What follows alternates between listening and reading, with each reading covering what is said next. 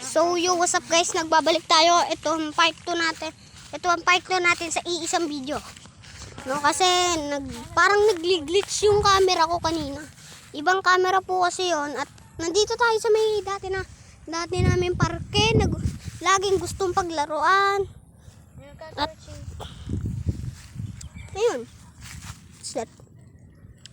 Tipaklong siya, tipaklong. Ito meron po kami dito na makahiya. Ganun, makahiya. Kung nag-i-English po kayo, pwede ko po yung English cover to. Pwede po ito yung English. Pwede po, pwede. Pwede. Pwede yun. I-open nyo lang po yung CC. Opo, pwede po. Nagawa ko na din po yun. Umuling Wala po yung ko. akin. Naputol yung akin. Ganyan din yun eh. Naputol yung akin, napindot ko. Ah, mapindot mo. Saan ito Ayos ba po? natapos? So, kung atin Ayun! namang- Yung pinakita ko to dito, napindot ko siguro. I-delete ko to.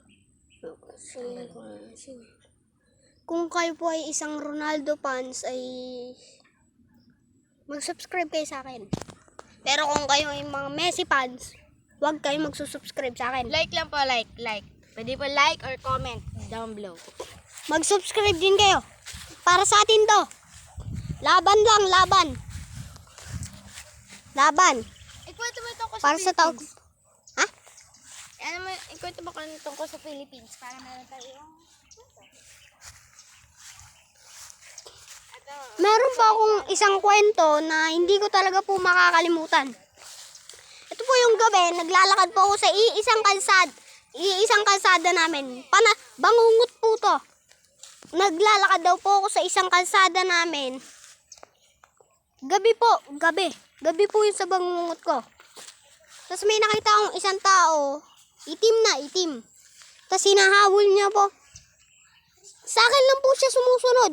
Ang daming tao sa paligid ko, pero sa akin lang po siya sumusunod. Sa panaginip ko.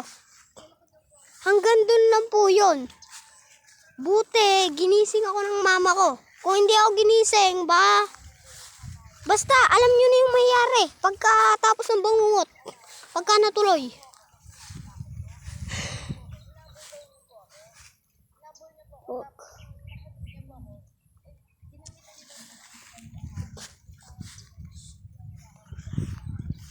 Meron po akong kakilala na, eto po, hindi po to panaginip. Meron po akong kakilala na